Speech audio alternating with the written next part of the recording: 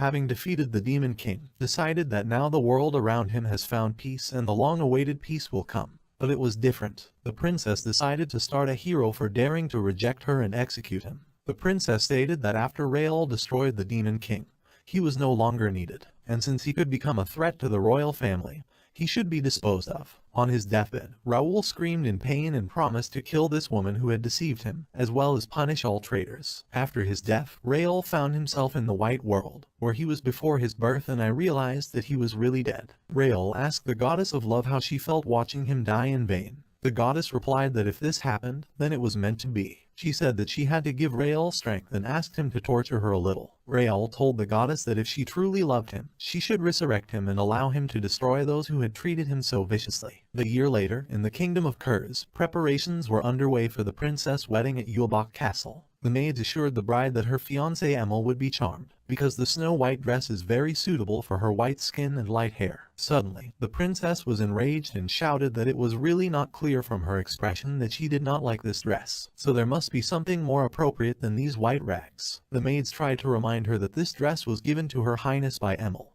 and that it was very expensive. But the princess ordered that another dress should be brought to her immediately, and that the body of the maidservant, who was hindering her, should also be taken away. Commander Sandra thought that the recent events were a bad sign for the princess. The soldiers guarding the gate were destroyed and still nothing is known about the culprit. It's not even clear if he's a demon or not. So the Royal Order of Knights is desperately investigating this strange case. The princess asked Sandra what had brought her here. The knight thought that even if his words didn't please the princess, he still had to say them. Sandler said that in his opinion, holding a parade is a bad idea. After all, the investigation is not over yet, and you cannot endanger the princess. The knight asked if he could change the princess' mind. The princess replied that if even a single scratch appeared on her skin, she would completely destroy the order that had been created. Protects it. Sandra recalled that the country's leaders have recently died one after another from an unknown disease. Therefore, the Order of Knights must always be prepared for the worst-case scenario. At the same time, many strong defenders were defeated and were unable to resist. The princess replied to the knight that everything he said had absolutely nothing to do with her.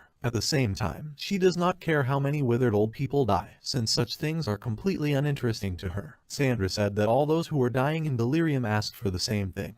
These are blessings for Her Highness the Princesses. The knight asked to postpone the parade at least for a while until the criminal who killed the soldiers is caught. Sandra explained that he felt a connection between the killing of soldiers at the gate and the deaths of people from a mysterious disease. The princess exclaimed that there would be a lot of shields on the parade, and what should she be afraid of, because the Demon King and all the heroes are dead, and she herself despises showing fear. She reminded me that the country's one-of-a-kind treasure, and its knights and people are its true shield. Sandra replied that this was indeed the case and thought that this woman was incredibly cruel. Residents of Radosno Princess Victoria was greeted, and some asked to wave her hand. Cheers and words of gratitude could be heard from everywhere. Victoria said that she is the one who is very much loved by the townspeople. Prince Emil Auclair said that the beautiful princess is as cruel as ever. He reminded her that his mother was thrilled with their union, so he was just as excited about their marriage.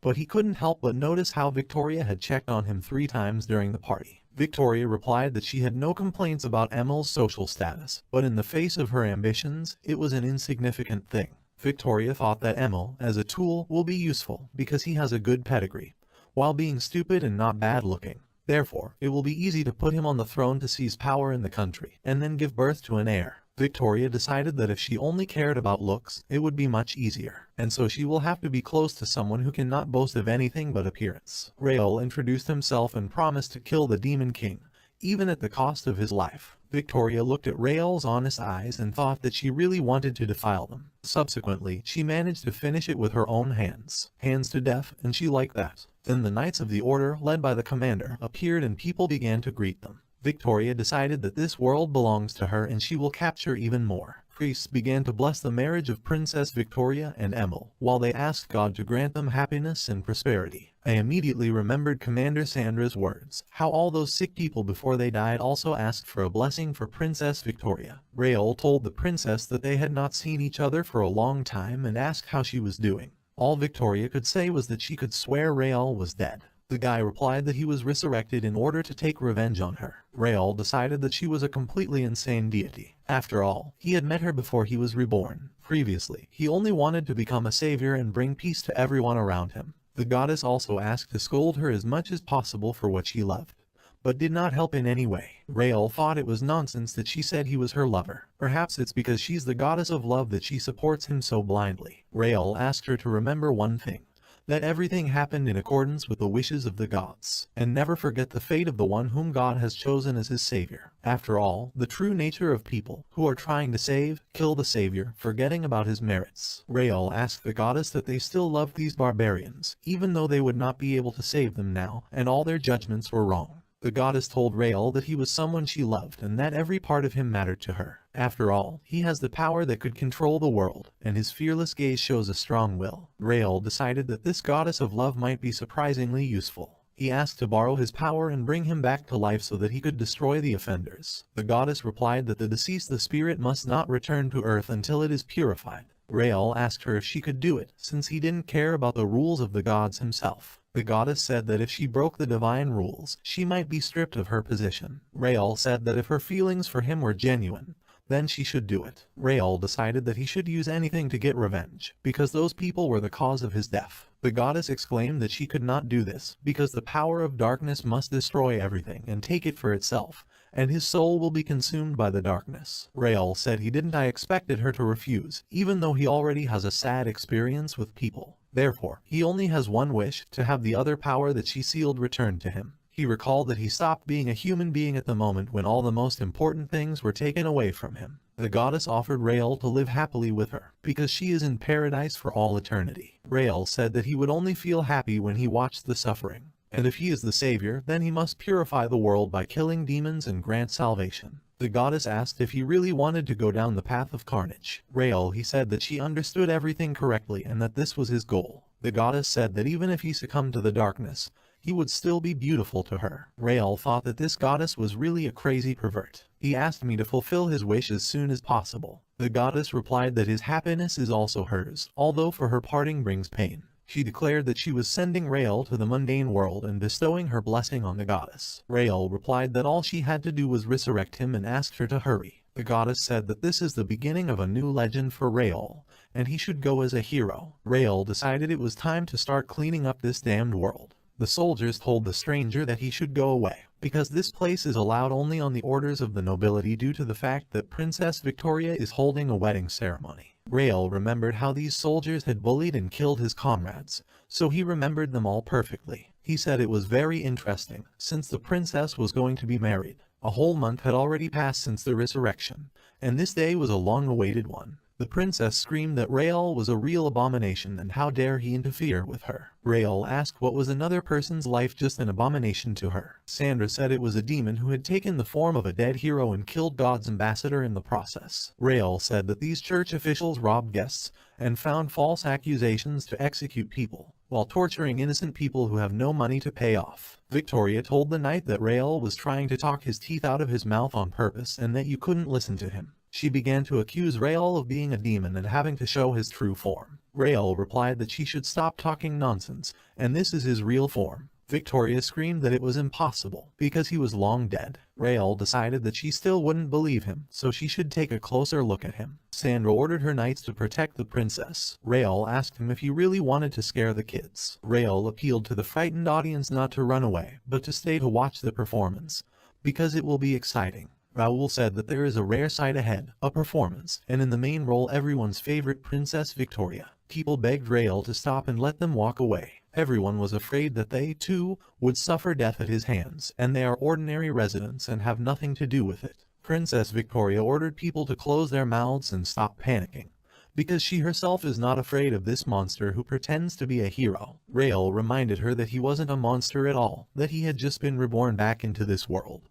and that her little brain couldn't possibly accept that fact. Knight Sandra hesitated, and the princess immediately killed the non-demon attacker. Sandra replied that she couldn't move her legs, but Victoria did. She said she didn't care, and that she had to kill Raoul. It doesn't matter if she has legs or not. Raoul said he wouldn't let Sandra disrupt his performance script. Sandra ordered him to be quiet and added that she wouldn't let him lay a finger on the princess. Raoul thought she was a noble female knight, but he knew Victoria's dark face. The princess began to demand not to touch her, while calling Raoul an impudent asshole. Rael replied that she must go with him, and that the curtain would soon be drawn. Rael said that since it was a wedding, how could you do without a husband? He suggested the newlyweds show their feelings in public, because that's what they gathered for. Emil Ockler screamed in horror that he could not control his body, and began to ask for salvation. Victoria told him to get off her and stop yelling. Rael laughed at the scene and said that the princess's hubby had a mother's complex. Although now all the actors are on stage and they are ready to perform. Rael asked Princess Victoria why she changed traditions and did not wear a white dress to the wedding.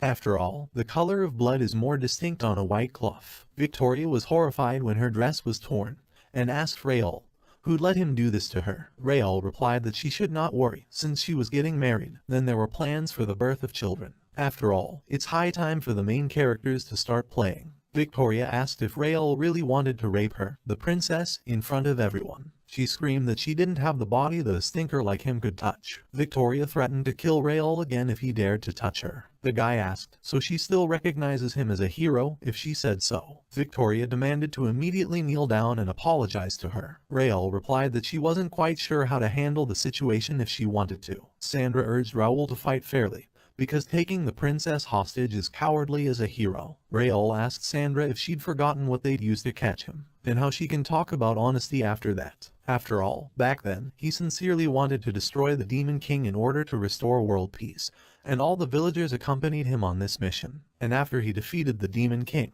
the princess ordered to kill all the inhabitants of Raoul's village, including women and small children. And then Sandra obediently obeyed this vile order, and then the hero himself was captured. Sandra said that it wasn't her fault, and she was only following the princess' orders honestly, because she was one of the knights. Rael said that the destruction of the guards was a tribute to her, and didn't she understand that? Sandra replied that it was permissible to commit a massacre for the sake of justice. After all, the soldiers were willing to die for the princess, just like those villagers, since their lives are worth nothing more than trash to her. Sandra realized that her voice had grown louder, and Rael explained that he had amplified it with magic so that everyone could hear. Rael thanked Sandra for the words he wanted to hear, because now the princess's crimes are solved. People began to whisper that this was really the work of Victoria, and not the hero, as they were told. Raoul said that he needed to have some more fun and hit Victoria with Sandra's hand. Raoul laughed at the show, and Sandra said her body wasn't listening to her. Raoul told the princess that her pretty face was no longer so beautiful, and didn't matter so much anymore. Victoria hissed back that it was unforgivable. Raoul said that they are nearing the final performance and Victoria is still she must atone for the murder of his older sister. The hero recalled how shortly before the Demon King's subjugation, he asked his sister to worry more about herself, because she was carrying a child. But she laughed it off and said she was going to be fine. Raoul thought that the saint who built the church would provide her with protection, but she always said that she was worried about her little brother. Raoul said goodbye that when he returned, his nephew should already be born. The sister and her husband promised to pray for Raoul every day and wait for him to return. But then Raoul was captured and accused by the princess just for existing. Victoria said at the time that it was only needed to subdue the Demon King, and then it became an unnecessary thing that should be thrown away. Raoul asked why she burned down his village, but the princess said it was his fault. She offered the hero salvation if he became hers, but then decided to desecrate him and ordered Sandra to take Raoul to the church. Raoul saw and was horrified, because there was a murdered sister. Raoul said that Victoria would be responsible for the death of his older sister. The princess exclaimed what she was planning to do. The hero thought that he could not kill her so easily and must continue to torture her so that her betrayal would be destroyed. Victoria screamed that she was in a lot of pain and her stomach was going to burst. Emil started calling out to his mother and saying that he was very scared. Raoul told the princess that if she continued to scream, she would die from excessive bleeding. He decided that he had to stop the bleeding, because if he died now, it would be boring. Raoul asked her how he felt, because she was supposed to it doesn't hurt to be there anymore. Victoria screamed that it was incomprehensible and impossible, because Raoul was her pawn and tool. She asked me what the hell had happened. Raoul explained that he was just copying what they did, and she herself reaps what she has sown and receives retribution for her misdeeds. Raoul reminded the knights that they should also worry, because in the end, they will also get what they deserve and die a miserable death. Raoul announced that today's performance was over. Victoria demanded to kill Raoul immediately, and if this is not done, she promises to punish everyone. Raoul chuckled and said that the princess was still barking no matter what. The knights rushed forward, shouting that Raoul must die, and they would do it for Her Highness the Princess. Victoria exclaimed that she had promised to kill Raoul, and now he must repent before he died. and the rest of us should understand what happens when someone goes against it. Rael replied that he was a hero and wouldn't die from a few sword strikes, and so it can't meet her expectations. Victoria screamed that this couldn't be happening. Rael promised to return as soon as the princess regained her beautiful face. Finally, Rael grinned as he congratulated Victoria on her wedding and blessed her highness. Rael apologized to his sister.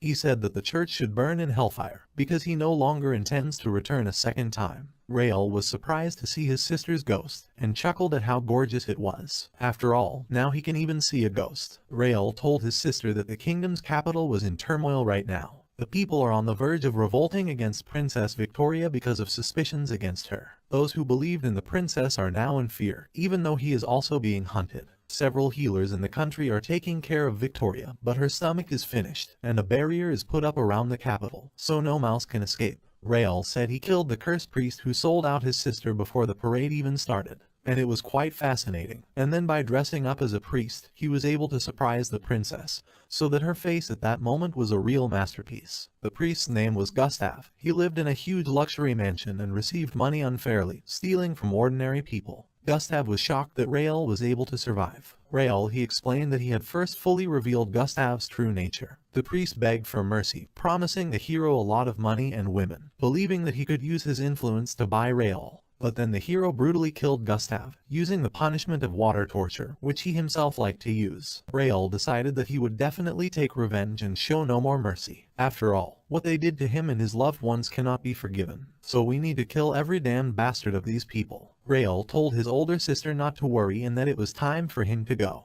The hero said that now the second act of this comedy begins. Princess Victoria asked the good-for-nothing Sandra why she didn't cut off her own legs to protect her. Sandra barely said that she was to blame and apologized for her offense. Victoria replied that her apology wasn't even worth a lock of her hair. The princess screamed that now she couldn't leave the castle and kill people or do anything, as if she was cursed. The princess told Sandra that if she couldn't die yet, she should keep screeching, because stupid pigs should just grunt like they should. Victoria ordered the soldiers to continue torturing Sandra, and also immediately grabbed the hero. The soldiers tried to explain that there was some sort of barrier around the city and that it must be the effect of magic. But the princess repeated the order, grab the hero and immediately kill him, and then bring his head to her, so that she would be happy about it. The messenger was racing and thought that he must deliver a secret message as quickly as possible, otherwise there would be trouble. After all, their only ally is the one who can cross swords with the hero Raoul. The messenger asked the frightened horse what had happened to him. He then cursed when he saw the goblins and said that he didn't have time to fight those vile ones, the bastards. The young messenger was horrified and realized that the Goblin King himself was behind him. It flashed through his mind that this was the end, but in the next moment, he realized that His Excellency had saved him. The savior explained to the guy that it seems that he was tracked down by a pack and asked if he was safe. The knight advised me to stay close to him. The messenger was only surprised at how many goblins his rescuer managed to kill in an instant. He thought that it was not for nothing that this man was considered the greatest swordsman in the country. The savior told the messenger that now he will not be a prey for goblins, and this makes him very happy. The head swordsman told his sons that he was going to the royal capital tomorrow. The children asked that he was probably going there to track down the rumored resurrected hero. The father, grinning, told his son Adam that news travels very fast. He explained that a messenger had arrived from the Imperial Guard camp this morning, and it looked like they really wanted him to deal with this hero. Adam said he expected nothing less from his father. The son asked to kill the hero in the most merciless way possible. The kids said they could fight two together with my father if they were only a little older. My father replied that time would pass in the blink of an eye, and they would become adults. The father told his daughter Connie that he would bring home a new toy on the way back from the royal capital. In the meantime, she needed to focus on training with her big brother. Connie replied that she would be grateful to her father for the gift. The landlord's wife said he was very soft on Connie. The head swordsman told his son that he was looking forward to the moment when they could fight together shoulder to shoulder. A young servant asked the master what to do for the messenger's meal, but the more experienced servant apologized for his colleague's stupidity and explained that he had recently started working here. The master said that they could go, because the messenger was very worried about the royal capital, and had already left a few minutes ago, so he didn't need any food. The maid apologized for keeping the master waiting and offered to try the main course. The owner replied that she was finally here and added that the fragrance was really irresistible. Father said that after all, there was nothing better than eating this dish before the battle. After all, he had hunted this prey himself today. He reminded the children that you must hunt your own game. The kids said it was very cute and they wanted to do the same. After tasting the meat, the head of the family declared that it was delicious and decided that it gave off the taste of victory. My father said that he was grateful to the messenger for his hard work. The next day, the swordsman prepared to leave the castle of Oberth. The children parted and asked their father to bring them the hero's head. When their father left, they decided that they needed to go hunting with the toy. Connie said it was quite noisy because Adam was breaking the toy's throat. My mother replied that the old toy would no longer be needed, because my father would definitely bring a new one. The children began to kill the toy as quickly as possible, trying to get ahead of each other. The bloodied body made the children excited and Adam said that he would kill him. Rael called them stinky brats and said they looked funny playing with fire. The hero said that he intended to join the two of them and it would be fun. A month before the wedding procession, the guards at the gate ordered Rael to turn around and walk away. One of the soldiers even said that he had seen this guy somewhere before, but could not remember. Rael said that he was very interested in choosing the first one. The soldiers knew that this was the hero Rael, but he was dead and that could not be. The soldiers surrounded Raoul and said that he was probably angry with them because they had fucked and killed all the women he cared about. They scoffed that it was unforgettable, and after the violence, they just threw the corpses on a pile of manure. Raoul replied that any of them would be the perfect candidate to test his new powers, and so it was time to start. The soldiers began to ask Raoul to stop, because they were only following the princess's orders to rape and kill women. Rael said that if he did, he would slowly rape them too, since he was a heretic like Victoria. Rael told the terrified children that the weather was fine today. The children began to demand to untie them and threaten violence from their father. They shouted that their father was General Brown. Rael asked the servants to dig faster, because the sun was already setting. The hero told the children that he had a special favor that he would pay back later, but for now they should sit quietly and calmly. One of the servants called out what he had found, and Rael offered to look at it. The servant tried to say that he didn't understand anything, but Rael reminded him not to lie to him. The hero advised the others to try their best.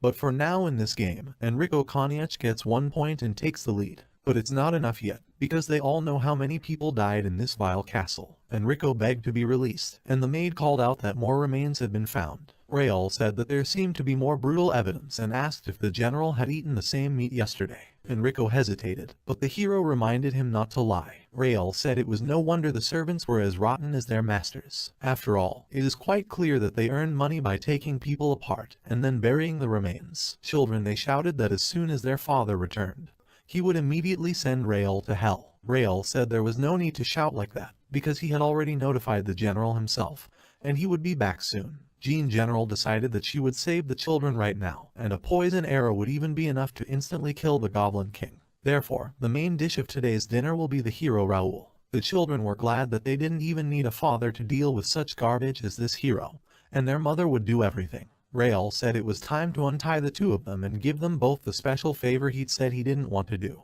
Not so long ago, the children screamed in horror as they watched their mother die from her own arrow. Rael calmly explained that their mother was too vulnerable, so he would make them both do their duty before their father returned home. The general ordered a servant to give water to the horses, but after a minute, the servant shouted that there was some devilry ahead. General, ask what the commotion is about. The servant explained that there was something strange and frightening behind the bushes. The general noticed a strange bright light and realized that it was the messenger they had killed yesterday. The general said that this is completely absurd and how is it possible that there is a ghost ahead. The ambassador's spirit told the general that the hero Raoul and his children were waiting for the general. The general, stammering with horror, tried to ask the ghost what that meant. The goddess of love wondered what Rael was going to do with his revenge. Sighing with excitement, the goddess said that she was truly jealous of Princess Victoria. Rael thought that the goddess of love was a real pervert if she liked it that way. Rael said that time flies when the day is full and these murderers deserve it for their actions. And yet, dark magic is really convenient, because with its help you can see the past of any person. Rael looked at the servants' past, how they were happy about each murder and how they got paid for it. He said that these people really have dark souls. Rael chuckled, for he had risked his life for such people, and in their hearts are rooted rotten souls who are happy to sacrifice others. The hero said that before he had absolutely no idea about people, and what they did here is really the specialty of the demons and their master is to blame for everything. Rael greeted the general and said that he had arrived earlier than expected. The hero exclaimed that they were all very much waiting for him. Rael, pointing to the corpse of the general's wife, said that it was a masterpiece of his son's, a beautiful piece of art. Rael, mocking the general, added that his children were very diligent in working on their mother. The general roared with rage and asked where Rael had put his children. Rael asked the general to calm down and offered to take a closer look at the masterpiece. The general demanded an immediate answer to his question. Rael replied that it was unnecessary to try to cut him with a sword and that there was no need to worry, since his children were still alive. Rael asked the general to take a closer look at the masterpiece and asked if the scene didn't remind him of anything. For example, his native home, the village of Baton. Chapter 9. Rael thought back to when he was a youngster, how he picked mushrooms and told his older sister about it. My sister said it was a wonderful job. My mother made a delicious meal and always reminded me to wash my hands. Rael's native village of Baden is a small settlement located in the western part of the kingdom of Cowrie. Raoul was born and raised in this place. He lived peacefully with his mother and older sister. Even on that strange day, they were enjoying themselves and catching a rabbit for dinner with their sister. A wounded Uncle Hans reported that their village had been attacked. The general then asked if there were any survivors and reported that he came to help. The general said that he had heard about the attack of several demons and was amazed at such cruelty. He asked Rael and his sister if it was really their mother in the tree. General Brown explained to Rael that this light is a sign that he is a hero, and apparently then the resentment of the little boy awakened heroic forces in him. General Brown suggested that the boy go with him to the castle and apologize for not being able to get to the village before the demons attacked to destroy these creatures of hell. Rael arrived in the capital with the general and began training in the royal capital as a hero. Then, of course, he didn't realize that this was a specially prepared path for him in accordance with someone else's plans. Rael said that it turns out that he always had the wrong impression about the actions of demons. As a child, he was stupid and naively believed all the words of the general's men. And then I decided that I must destroy all the demons for the sake of humanity. General Brown asked if this was all revenge at that time. The general confirmed that he was the one who burned down Rael's pathetic village, and it was exciting for him. After all, it's rare to get a chance to commit genocide on the king's orders. General Brown said he was sorry he couldn't have killed Rael then. And even if Rael is a hero, he is still the strongest in the kingdom. The general declared that Rael's mother's taste was delicious, and he remembers how she tried to protect the village boy, and then he cooked her and was surprised that the meat of the village girl was very tasty and tender. Rael replied that he was not at all impressed and had known everything for a long time, so he repeated all this with the general's wife. Rael laughed and asked the general if he really thought he was the strongest, continuing to do the same thing for many years, because it was very boring. General Brown shouted that Rael's words were utter nonsense, and that he was the strongest man. Rael replied that this was very good of the general and reminded him that it was time to light up, and he would tear his children apart. Chapter 10. Rael said that General Brown's sons were chained up in the dungeon of his estate, and that he could save them if he could only win a fight with him. General Brown declared that this was fine, and that after his victory he and his sons would feast on Rael's flesh. The general shouted that Rael was finished now. Rael replied that the general would never have been able to hit him with such a puny attack, and so now it was his turn to attack. General Brown laughed and said that Rael's blow was too weak. Rael explained to the general that he was pinned to the ground, despite all the efforts. General Brown snarled in delight, viciously trying to burn Rael to the ground.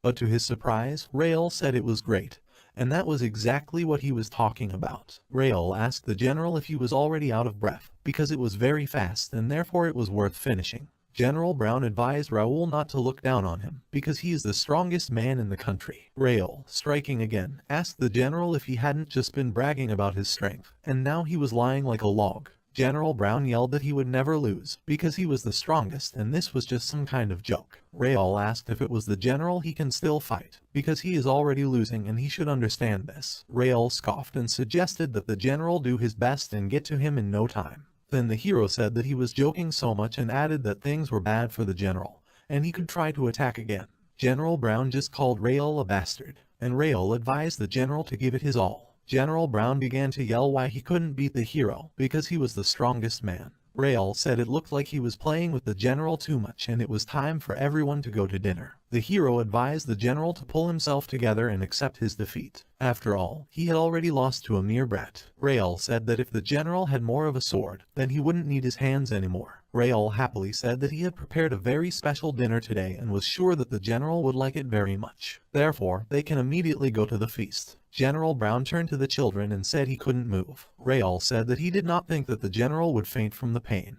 The general called the hero a pig and asked what he had done with his children. Raoul replied that it was nothing special and just copied people, and the drug he gave them was made at the general's wife's house. Raoul said he found it in the basement when he was going to tie up the general's children. Raoul was walking through the dungeon when he found people from the castle who were not conscious. He asked the children if their mother had done it. The children just cried in response and said that their mother was dead. That's when Raoul found the drug. The hero said that the general's wife has developed a drug that is outrageous in many ways, and her family is prestigious in that it produces healers known throughout the country. Raoul said that next time he plans to go and say hello to her family, and so General Brown can give them something through him, because you can count on him. General Brown only told the hero to go to hell. The guy replied that this is exactly what he will say when he is visiting. Raoul exclaimed that the iron plate had already warmed up enough and that was fine. Therefore, he can start the carnival feast right now, and the ingredients prepared for dinner today are 2 lambs and 1 bull. The hero said that so that everyone could see the freshness of the cooked meat, he would cut it right here. General Brown hissed that he didn't need to do this. Raoul happily announced that there would be a roast of shoulder blades first. The general shouted for Raoul to stop. Raoul said that he would use butter and assured that the meat was very fresh and needed to be quickly sprinkled with salt and pepper. The hero suggested that the general enjoy a medium roast steak, and then he also apologized, because he had completely forgotten that the general had lost his hands. The general yelled at Raoul not to do this, but the hero advised the general to open his mouth and he will help him enjoy the meat. Raoul contentedly asked the general if it was really delicious, because it was his favorite dish and you couldn't drop it on the floor. The hero admired the general as he swallowed the entire piece completely. General Brown yelled at the hero, calling him a heretic. The hero replied that he was taken aback by such an accusation from the general. After all, he does the same thing that the general did before with people. Raoul laughed and said that next on the menu will be the thigh, ribs, tripe and then the tongue. The hero claimed a full course of sheep for a special general's dinner. Raoul said that now it was the general's son's turn and he needed to be fed bull meat. The hero asked the general if he had any special requests for his son. Raoul suggested that we start with the shoulder, because there is also excellent meat there. Adam squawked contentedly and said that he loved meat very much. Raoul jokingly told the general that like a father, so is the son, and he is absolutely blissful. General Brown begged the king to pardon his eldest son, his heir. Let him live, and he doesn't care about the younger son. If someone is going to die, then let it be the younger one. General Brown began to beg for forgiveness and begged to be released with his eldest son. Raoul reminded the general that this was how his mother had asked him to save her son's life, in the very village that the general had burned down. Raoul advised the general to remember what he had done with his mother's body, because he would face the same fate. General Brown screamed in terror and begged for help. Raoul said that since the whole family was dead, the show was over, and the only ones who swallow their rage are those who take revenge while they're still alive. Raoul was pleased to say that the demons of Killer Bill's castle had finally been destroyed, and that he had managed to find a convenient souvenir, so you can go play with the next loot. Chapter 12. Cries for help were coming from the National Pharmaceutical Research Institute at the Altman boarding house. Dr. Ren Bennick said that she was very interested in how many body parts a person can afford to lose before they die, and that she needed to find out. She decided that she would add the test subject's pretty legs to her collection. Ren Bennick thought she was extremely curious about what would happen if the human brain was replaced by an ape brain. She asked what she could do with this child's brain and how exciting it would be to dilute it. The doctor, hearing a knock on the door, said that it was okay to enter. Military Commander Counselor Lucas Eckhart apologized for the disturbance and said he had come to collect the waste. Ren Bennick replied that he had arrived too early and now 2 more bodies had been added. Lucas Eckhart asked if there was a change in the number. He asked if he would be paid extra for this, although as long as he was paid, he didn't mind new bodies at all, and that's why they are interested in when the payment will take place. Ren Bennick replied that he always asked about it and promised to pay for it. Lucas Eckhart explained that he couldn't rest until he heard her say that. Ren Bennick thought that this man had only money in his head and was quite a cunning person. Ren Bennick asked if she understood correctly that it was necessary to create immortal soldiers. The scientific director of the Da Costa Institute asked if she could do something similar. The doctor asked if such soldiers wouldn't be troublesome to deal with because of their immortality. Da Costa replied that the main thing is that they will not be the ones who quickly die from a battle with one monster. Ren Bennick explained that no matter how immortal they are, once their body decomposes, they will become garbage. Da Costa asked her what she meant. The doctor suggested making them curable just in case, and suggested using a drug that would make them destroy themselves after a certain period of time, immediately after they increase the strength of the samples and make them destroy the enemies. Da Costa said it was a brilliant idea, and suggested that we start development immediately.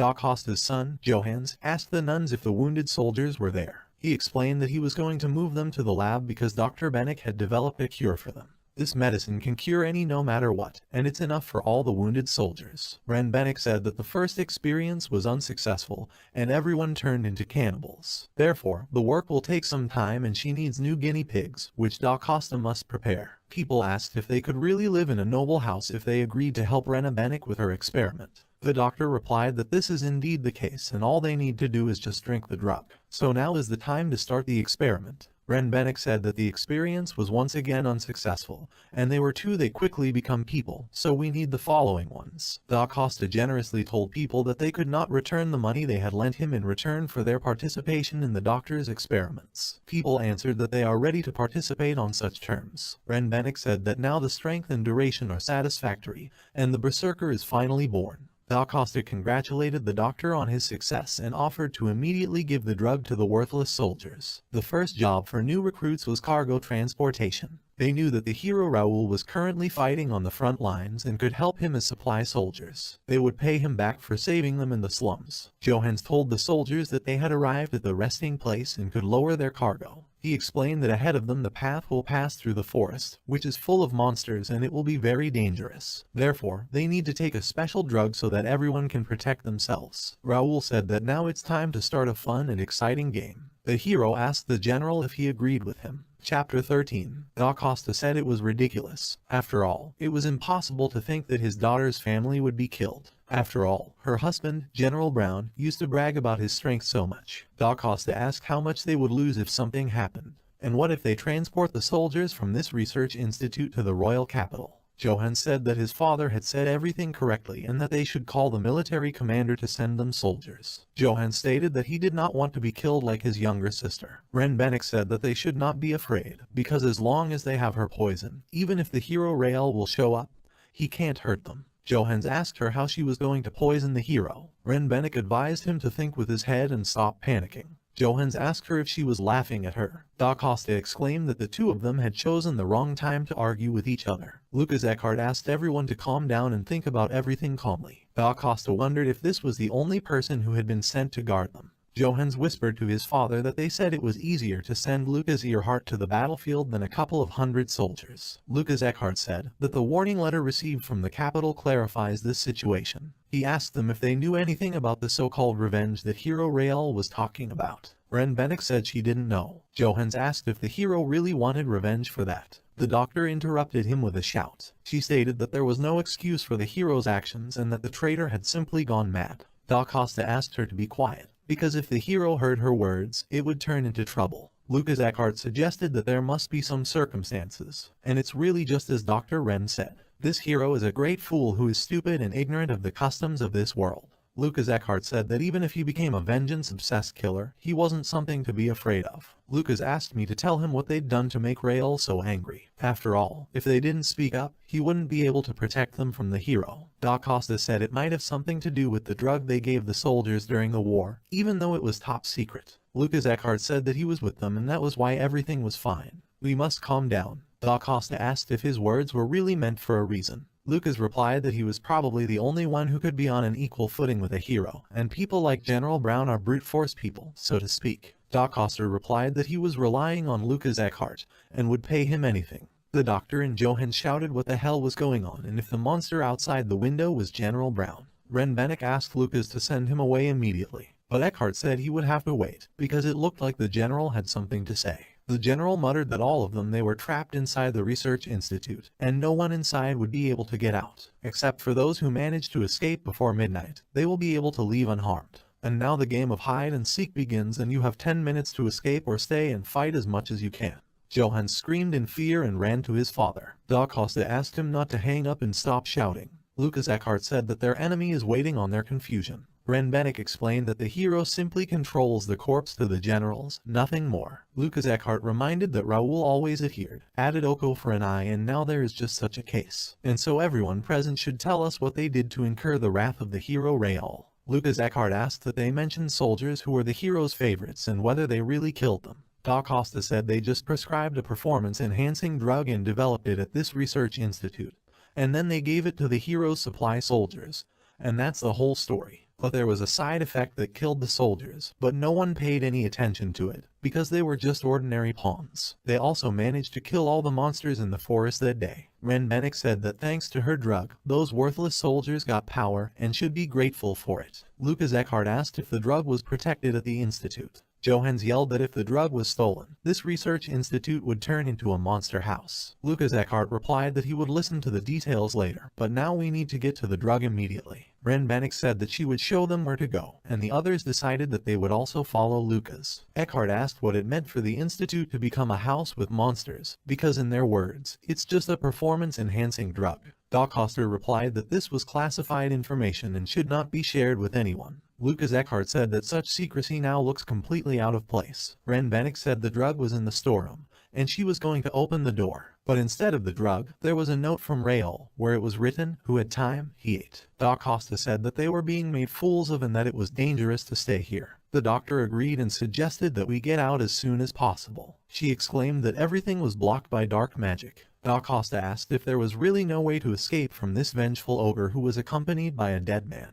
Raoul said he made the right choice by taking General Brown with him. After all, he carries these heavy vials, so he was very useful. Seeing the hero, the employees of the institute shouted that they had to run away from him. Raoul announced that it would soon be time for interesting games. The staff of the institute realized that they would not have enough time to reach the conference hall, because it is located on the top floor. Therefore, the rest will have to spit. Raoul shouted that the ladies and gentlemen should get ready, as it was time for the game to start. The hero invited the staff to play and ordered General Brown must begin. Raoul told the general that he was very rude and asked him to leave the workers alive and put them all in a pile. Employees began to ask for help and promised to do whatever they were told. Raoul replied that he had something he needed help with. The scientist replied that they would do anything. The hero explained that he had a drug lying around, and they should drink it. The institute worker was horrified by this prospect, and Raoul immediately said that he should try the drug. The hero said that now he understands what happens from this drug. Raoul asked the subject, does he feel very thirsty after turning into a berserker? After all,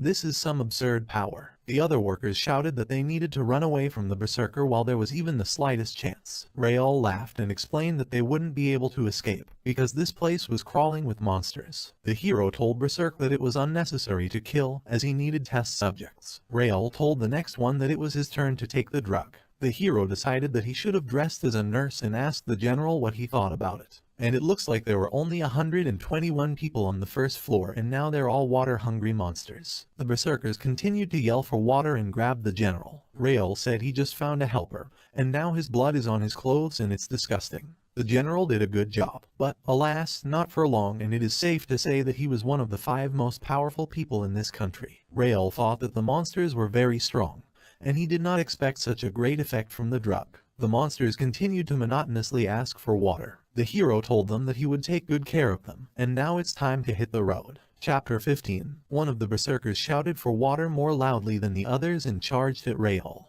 The hero thought that the monsters are very fast, and this one is not obedient and should be punished. Raoul cursed when he saw that his clothes were stained with blood again. He asked what it was like to drink the same drug that they had prepared themselves. Therefore, he will play with them until the very end, without losing such a chance. Raoul realized that there were only about 5 minutes left, and in this state, fine explorers were no different from wild animals. Raoul said that he had thoroughly investigated the scientists' misdeeds beforehand, and he knows how they were dismissive of the soldiers, who they considered only expendable. After all, in their opinion, they are useless people not like themselves, the highest caste of society. Every single one of these many researchers who worked in this research institute was a scumbag. They became a manifestation of a privileged group of society that considered other people useless and unnecessary. Not one of the 231 scholars had a decent soul. Raoul said that he didn't care about it anyway, and he just had to continue on his way. The hero said that now it's time and the researcher's torment looks very nice. Raoul said he would like to see more. He knew that for this drug, the first transformation occurs immediately after ingestion, and the second transformation occurs 10 minutes after ingestion. Well, 15 minutes after taking the drug, the monsters enter the self-destruction phase. Raoul laughed at the show and said these guys were the best. Raoul thought of the supply soldiers who had wanted to join his army and admired his actions. They were safe working on the delivery line while Raoul mowed down the monsters on the front line in an attempt to save them. People, but it turned out that the enemy was not on the front line, But among the people, soldiers began to turn into berserkers just to test the effects of the drug, and in the end they died in vain. Scientists then said that they were the very geniuses who would bring victory. Although this is very stupid, Rael said that the only reason they can fight with their brains is because they have soldiers to protect them on the battlefield. And now they are dead themselves, once their home has been turned into a battlefield. Rael said it was all going well, and as soon as he was done here, he would quickly call 110 people from the second floor to enjoy the drug as well. Well, after that, you should go for a medical examination on the top floor. Chapter 16. Rael, after setting up the barrier, said that now his plan would be perfect. Outside the window of the Pharmaceutical Research Institute, the leaders of the institution were arguing about what they should do in the current situation. Rael thought that he wanted to laugh himself out of his wits, because these fools had been waiting for him to appear for 2 hours without even noticing that they were locked in their own house. Rael decided that this experience would be colorful, as he would use illusion magic. And now, with that said, it's time for the main event of the evening on the top floor. Rael said it was time to play hide and seek. He was pleased with the reaction of the Institute's leaders to the general's appearance. After all, the general was actually crushed on the first floor, so he made his body out of pieces of flesh, and it turned out very convincing. At the same time, the mask that Rael was wearing was also made from pieces of his flesh, and this reconstruction showed itself perfectly. The hero has decided that the game has started, and he will enjoy everything that the owners of the Institute will do. Playing Lucas, Rael knew that he had already stolen the drug himself as soon as he arrived at the Research Institute. And at the same time, I have already managed to use it on the lower levels floors. Pseudo-Lucas advised everyone to hide only inside the Institute building, because it is useless and impossible to go outside. Everyone began to say that you need to quickly find a place to hide, since it's not really possible to escape. Rael thought it would be interesting to see what the three of them were doing, and he would have to decide which of them would be first. Lucas Eckhart asked if they all believed it, and if they still had at least 6 hours to go. Da Costa suggested closing the doors for now and reminded them that the hero had promised to let everyone go if they managed to get out of the Institute by midnight. Johannes shouted that even if this is true, the safest option is to hide. Rena Bannock offers to hide in a room that the hero cannot find. Lucas Eckhart asked me if I had a room like this. Da Costa and his son asked to see the room quickly, and the doctor advised to calm down and offered to drink coffee. Johannes exclaimed that there was no time for coffee. Ren Bannock thought that she was lucky to have these idiots and that they gave her a chance to escape from this trap. She offered them all a cup of brewed coffee. Lucas Eckhart asked the doctor if they could exchange cups, because he has a suspicion that she added something to the drink. Because it is very interesting that she decided to make coffee for everyone, especially in this situation and knowing that this institute is engaged in the study of dangerous drugs. Ren Bannock asked why Lucas had such an opinion. Lucas explained that he thought she decided to drug everyone and turn them into monsters to fight the hero. Dr. Rennet replied that she had not put poison in any of the cups. She asked Lucas why he hadn't decided to stop her earlier. Lucas demanded that the girl explain what her words meant. Words about a great plan. Ren Bannock said that Lucas needed to be more restrained and stop the whole show. The doctor asked Lucas how he knew that the hero always follows the tit-for-tat rule, because it was written in a letter from the capital. Ren Bannock said that Lucas is trying to fully become the right person, being not him. After all, he talks too much and his words have become his downfall. The doctor said it was time for the hero Rael to stop pretending to be Lucas Eckhart. Ren Bannock laughed and said that it was terrible as a hero, because, in the end, the winner is the one who is smarter. Rael congratulated the doctor for her insight and incredibly sharp mind. The hero said that it would be sad if no one noticed, so he himself hinted, although it did not seem to her that it was too easy. Chapter 17. Ren Bannock explained why Rael was acting like he had a right to speak, because he had lost a game of hide and seek, and now he was going to die at the hands of these monsters. Johannes asked if it was from the monsters. The doctor confirmed that this was the case. Ren Bannock explained to Johannes and Da Costa that they would turn into berserkers in a minute, and the drug had been reworked, so it was at least 100 times more powerful than before. Ren Bannock asked Rael what it was like to be a loser. The hero replied that this was really all that she had prepared, because this could not be the end of her calculations. Ren Bannock replied that she was sad to see Rael behaving like a complete loser. The hero said that she didn't quite understand, and that wasn't what he meant. The doctor thought that Rael was trying to buy time and couldn't let him deceive himself, although it wasn't clear what he was talking about. Renbenik said that it was not worth stalling for time and realized that it was too late. She advised Rael to start regretting that he hadn't accepted defeat like a good boy. The girl ordered the berserkers to finish off the hero immediately. Renbenik wondered why they didn't change, since it must be different. And she did it herself, proved on numerous experiments. Therefore, she can swear that any person will turn into a berserker within 5 minutes after taking the drug. Because her drug is flawless. Rael said that he was sorry to upset the doctor, but no matter how many hours passed, they wouldn't turn into monsters. After all, this drug works only on living people. Rael explained that she was consumed with a sense of victory from solving a puzzle that even a child could solve. The hero said that Renbenik disappointed him, because he thought she was much smarter. So she lost this game of hide and seek. Rael explained that he had made them appear alive by using illusion magic, and that by the time they met in the conference room, they were already corpses. Although it was hard to manipulate and disguise these two, but it was a lot of fun. Rael happily said that she had no idea that she was all alone, surrounded by enemies. She only guessed at one opponent without noticing the others among the four. Rael said that she made him laugh when she ordered him to be killed without even waiting for him to turn into berserkers. And now he's got a stomachache from laughing. The hero asked, how could she feel like a failure when her secret weapon had been wasted? Rael asked Renbenik not to cry or get upset, because he had prepared a place for her to conduct her favorite experiments, and now you can have a good time. The doctor demanded to let her go and complained that she couldn't see anything. Rael replied that he had prepared a surprise for her and she should not resist. Although they humans also do terrible things and have killed many innocents to get guinea pigs for the drug and sate sick curiosity. Renbenik screamed that the hero was wrong and I got it all wrong, because it wasn't her decision, and she was just following orders. Raoul said that Da Costa and his son told him before they died that it was she who invented the experiments on humans. Renbenik screamed that they were liars and specifically accused her. Raoul explained that it didn't matter anymore, since they were already dead, so there was no point in accusing them of crimes. The hero asked the doctor that it was really her personal idea to kill people for experiments. Raoul said that it was time to start, and before going through her favorite experiment, she should first look at the remnants of her research. Raoul asked her why she was so shocked, since she had done all this herself. The hero chuckled and said that he believed that she would be able to reach the underground lab at the end of the corridor, and it will be interesting to see how she can swim there, and such a chance to have fun does not fall every day. Raoul urged Renbenik on, telling her that her favorite experiment was waiting for her. Chapter 18. Raoul chuckled, wondering if that was enough to frighten Renbenik,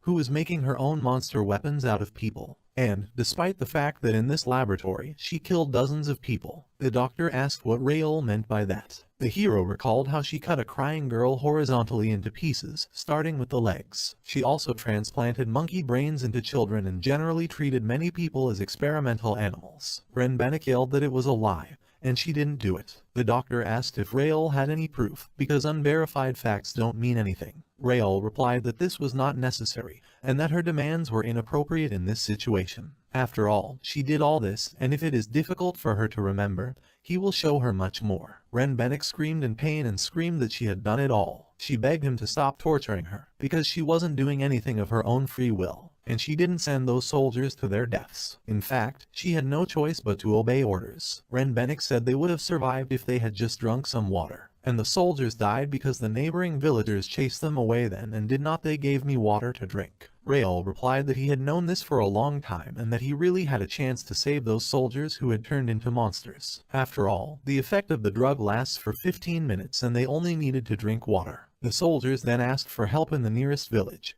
but the residents replied that they did not want to see strangers and refused to help. Renbenik, feeling the hope of salvation, said that Raoul should take revenge on the villagers who did not help the soldiers. Raoul thought it would be fine to break the thread of hope from this cruel researcher, and take a look like her face full of despair. Raoul replied that he, too, would take revenge on the villagers, but now he had to stop talking in vain. Raoul said that now he will start an experiment on people, or rather on the experimental subject Renbenik, and this is her favorite experience, which she has been waiting for so long. The hero reminded that it is high time to start an endless experiment, and for this he will even put on a bathrobe. Renbenik screamed at Raoul not to come near her. Raoul said that if she was healthy enough to scream, she would definitely be able to pass the test. Raoul explained that she should know better than anyone else. There will be an experiment for her with her favorite poisons. The hero advised the doctor to do everything in her power, because only on her will depend how long she will be able to live. Raoul ignored Renbenik's indignation and ordered her to drink to the last drop. The hero praised the girl for her good work and asked how she liked the taste of the poison. And in general, I wonder what the effect of this poison will be. The doctor screamed that her throat was very hot. Raoul laughed and said that she stank unbearably now. Renbenic begged to be allowed to use the bathroom. Raoul scoffed and said she should stop fart so loudly, because it's just terrible. As for a girl, Renbenic screamed that she was dying and her stomach was in great pain. She began to beg for help, interrupted only by bouts of vomiting. Raoul replied that he probably had no choice but to strengthen her organs, but only temporarily. At the same time, her pain and suffering will remain unchanged. Raoul suggested that Renbenic drink the antidote if she wanted to, but she had to make it herself. The hero said that it should be a piece of cake and, despite the fact that she is vomiting and her hands are shaking, it will be interesting to see on what a brilliant doctor will come up with in such a situation. Chapter 19. Renbenic said it was impossible to do this in her condition. Raoul reminded her to hurry, because soon she wouldn't be able to move. The doctor screamed that the hell she was going to die and save herself. She frantically began to remember the necessary ingredients and said that she would never die. Raoul advised her to do everything in her power, because every mistake makes you start all over again, and there is less and less time. Renbenic screamed that she had done it and now she had won. Therefore no one can beat her in intelligence. Raoul praised the doctor for his excellent work at job, because she really is a real talent. The hero said that now it was time to move on to the second round, because she should already be ready for it. Renbenic screamed that this couldn't be happening. Raoul said that she didn't really think she could escape alive, because this was the beginning of an endless experiment. Renbenic screamed that he himself had said that if she could do it, she could live longer. Raoul replied that it was true, and she was able to live a little longer with her efforts. So now you can continue the endless fun. Raoul invited the girl to enjoy herself experimenting on people to the core, and he will clearly record the results. Renbenic screamed, trying to beg the hero's forgiveness. Raoul replied that he was very sorry, because no matter how much she apologized, the dead wouldn't hear what she said. Round after round went on, testing Renbenic's strength. Her body began to give up under the pressure of poisons and antidotes, so her mind went blank. Raoul noticed with a grin that she seemed to have had too much medication. The doctor began to shout that her skin was unbearably itchy and she needed help. Raoul reminded her that she needed the antidote again, and she should do it herself if she's strong enough. At the 41st round, Renbenic started saying that she couldn't do it anymore. Raoul had asked her to do her best, because this was only the 41st round, and after all, she needed a drink for every person she killed. Renbenic croaked that she really wanted to live. Raoul replied that in that case, she should hurry up and get an antidote, and then her life would last a little longer. The hero asked her if she couldn't get back on her feet. Since that was the case, he had no choice but to continue giving her poison to drink. Raoul was pleased to say that Dr. Renbenic died after 17 hours and 31 minutes. He chuckled and added that her untimely death was very sad, because that was the end of the story of revenge on the Mad Doctor. Raoul thought that the rain had already stopped and that he was very much enjoying the smell of the damp street at night. The hero decided that now it's time to take his horse and go to the next destination.